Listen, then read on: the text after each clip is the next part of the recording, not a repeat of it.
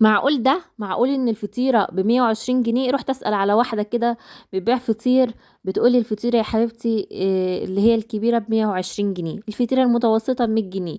عايزة اقول لكم والله صدمت بالاسعار بجد، الفطير بقى خلاص ب120 جنيه ليه كده؟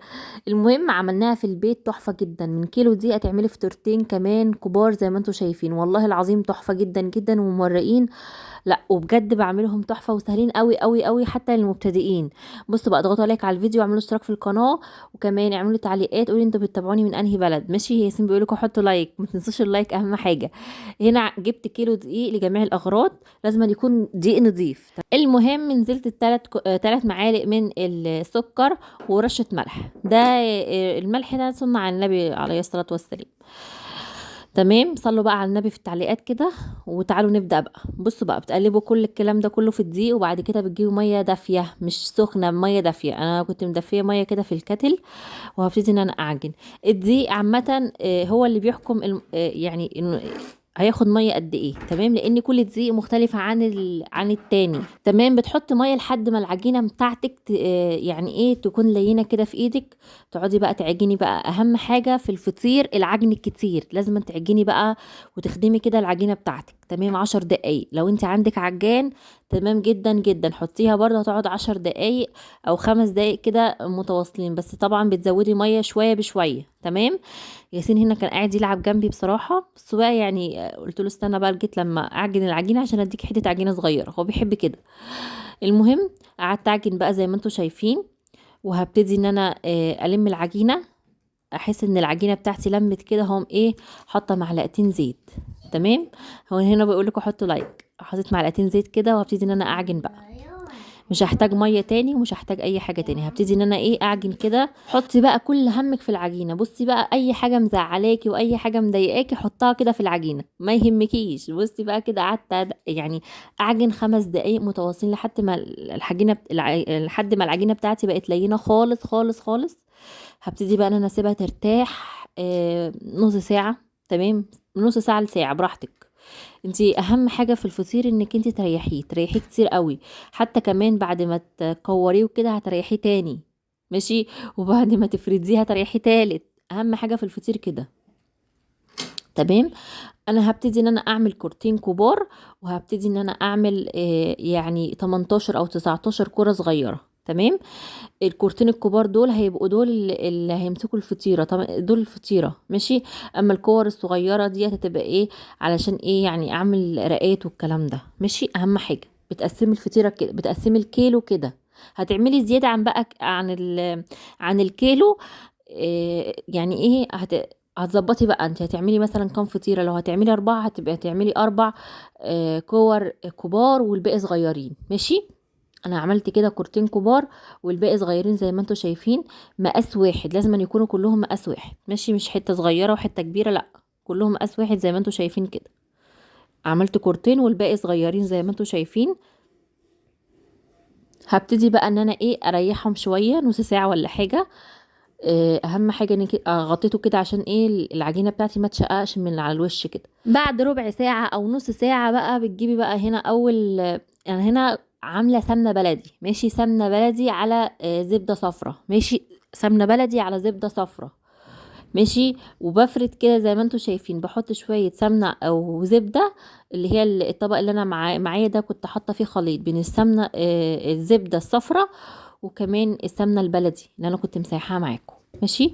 بقى انا ارقق بقى هنا اول واحده خالص خالص وهعملها جواب. ماشي. انا هنا يا جماعه قللت في طبعا قسمت الكور.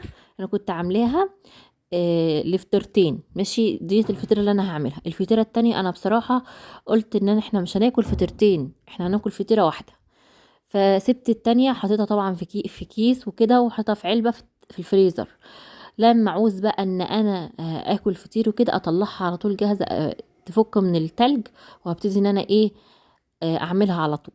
بتبقى تحفه جدا جدا، وبصراحه حاجه كده سريعه. تمام. اهو زي ما انتم شايفين برقق الكرة قوي قوي قوي.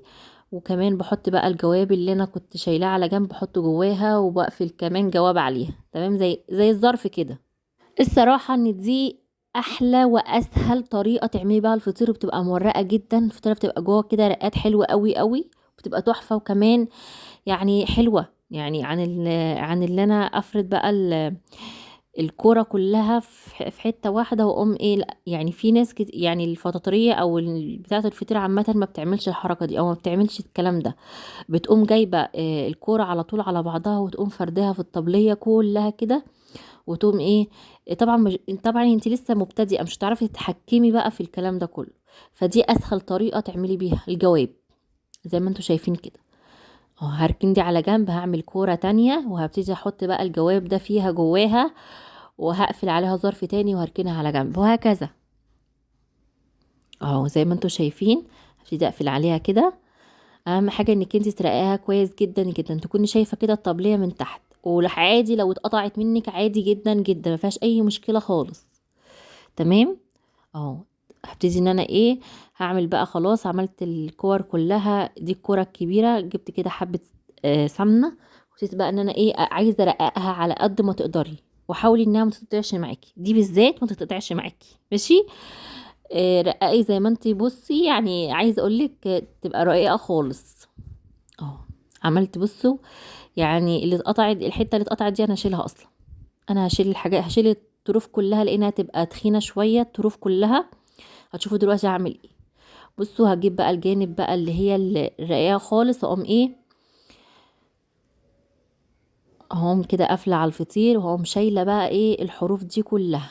هي دي بقى اللي بتخلي يعني لا، دي الحاجات التخينه بتشيلي كده الاطراف كلها زي ما انتوا شايفين كده. بس كده الفطيره اتعملت وكانت زي الفل والله العظيم، وانا قاعده وما بعملش اي مجهود ولا اي حاجه. وغير كده ارخص طبعا من مليون مره من بره. والله بيوهموك ان هو يعني ان الفطيره بالسمنه البلدي وايه، وتقولك ايه بقى ده انا عاملاها بالسمنه البلدي، وهي ولا عاملاها بالسمنه البلدي ولا عاملاها بالكلام ده كله.